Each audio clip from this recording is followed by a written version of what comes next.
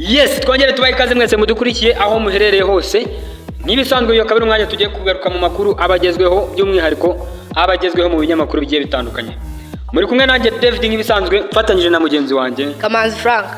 Amakuru yacu rero tuyahere hano mu Rwanda aho batubwira ko Nduhungirehe yashimangiye ko ingamba z'ubwirinzi zizagumaho igihe cyose FDLR ikiri muri Kongo.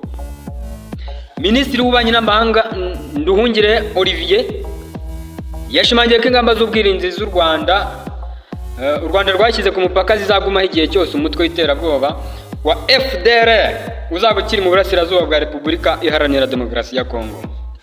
Mu kiganiro n'umunyamakuru Joshua Barnes wa Fast Post, Minisitiri Nduhungirehe yatangaje ko FDLR ikomeje gusigasirwa kugira ngo irusheho kugira imbaraga mu gihe bizwi ko ifite umugambi wo gusenya iterambere Abanyarwanda bubatse mu myaka 32 ishize yifatanyije n'indi mitwe y'ingabo zirimo iza Kongo cyangwa se Repubulika Iharanira Demokarasi ya Kongo.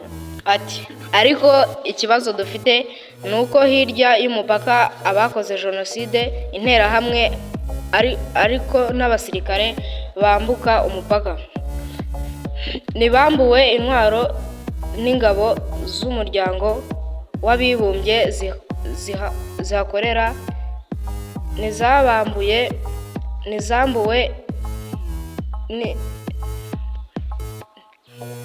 nizambuwe n'izindi ngabo z'amahanga ahubwo barazisigasiye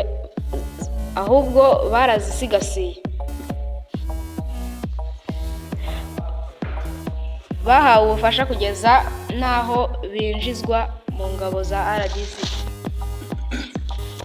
Minisitiri Nduhungirehe yabwiye umunyamakuru ko u Rwanda rwashyize ingamba z'ubwirinzi ku mupaka kubera ibitero byinshi FDLR yarugabyeho mu myaka 30 ishize iturutse mu burasirazuba bwa Kongo kugira ngo ikindi gihe bitazasubira. Yasobanuye ko intwaro ikomeye FDLR yifashishwa mu mugambi wo gusenya iby'Abanyarwanda bubatse ari ingengabitekerezo ya jenoside kandi ko u Rwanda rwaganiye na Kongo kuri iki kibazo binyuze muri gahunda ya Washington. Byumvikana ko uyu mutwe ugomba gusenywa ariko bitubahirije.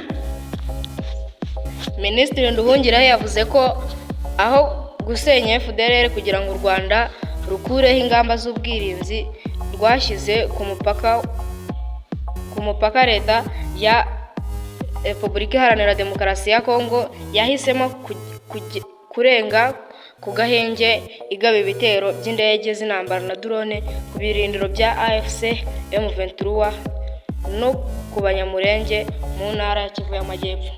Ati ibi nibyo byabaye intandaro yo gusubiza kwa AFC M23 ubwo twasinyaga amasezerano y'amahoro ya Washington tariki 9 Ukuboza intambara yari ikomeje kandi twari twaramenyesheje abahuza n'umuryango mpuzamahanga ko byazambye ariko bahatirije ko dusenya amasezerano ya tariki 9 Ukuboza.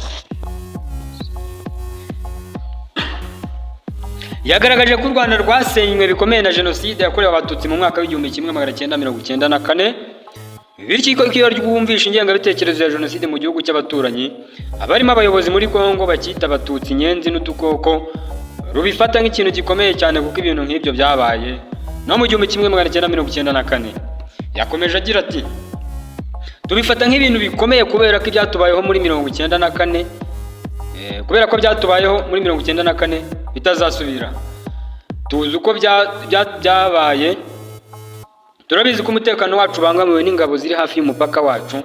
Uwo mutwe wa FDLR ufashwa na leta ya Kongo ariko hiyongereho n'abacanshuro. Minisitiri Nduhungirehe yasobanuye ko uretse FDLR ingabo z'u Burundi, imitwe ya Wazalendo, abacanshuro baturutse muri Colombia n'ibindi bihugu bifite umugambi wo gukuraho ubutegetsi bw'u Rwanda no gusubiramo jenoside ariko ko bitazabihira. Nduhungirehe yakomeje agira ati niyo mpamvu twashyizeho ingamba z'ubwirinzi kandi tuzakomeza kurinda abaturage bacu n'imipaka.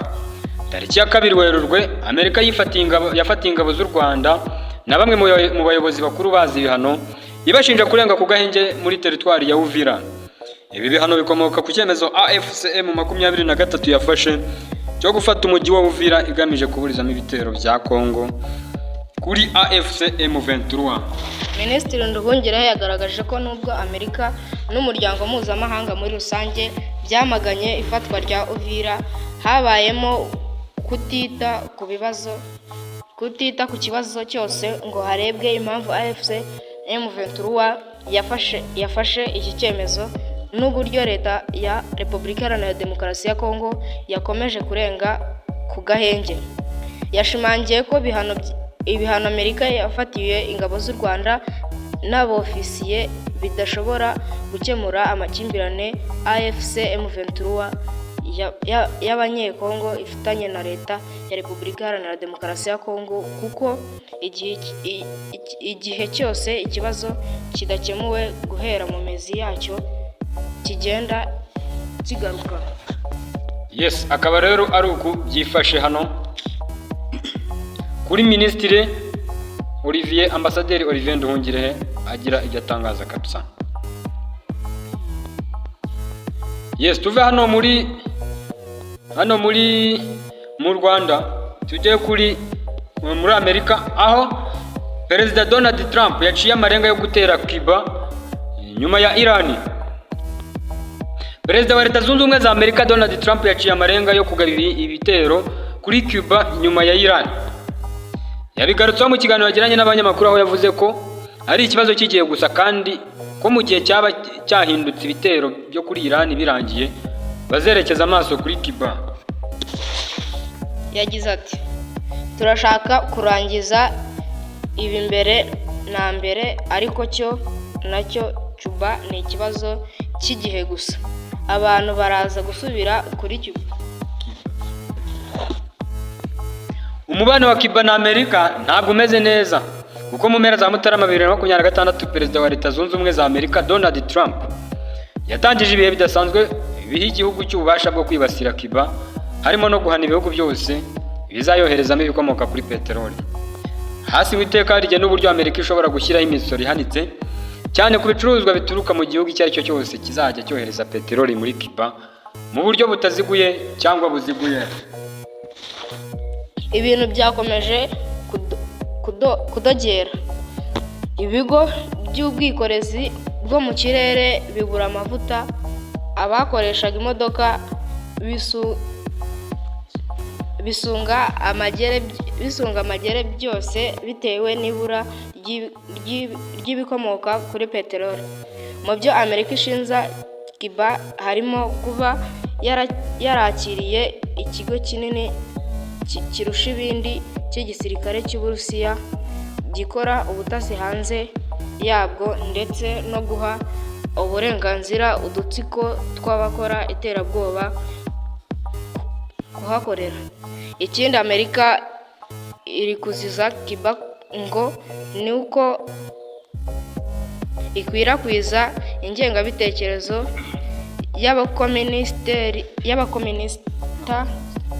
y'abakomunisiteri mu gice cya Amerika y'Amajyepfo n'Amajyaruguru, kandi iyo miyoborere Amerika itayikozwa. Yes, akaba ari uko rero byifashe hano muri aya makuru. Akaba rero ari naha dusoreje amakuru yacu, ariko nyamuneka wowe utarakanda subscribe uyikoreho, wowe utarakanda like uyikoreho, kugira ngo tujye tubana mu makuru menshi abagiye agezweho. Mwari kumwe nanjye David muri studio mfatanyije na mugenzi wanjye Kamanzi Frank. Wowe niki wabwira abantu? Mukande subscribe, mudukurikire, tugende tubaha amakuru agiye atandukanye mu bihugu byo hanze ndetse no mu Rwanda. Murakoze.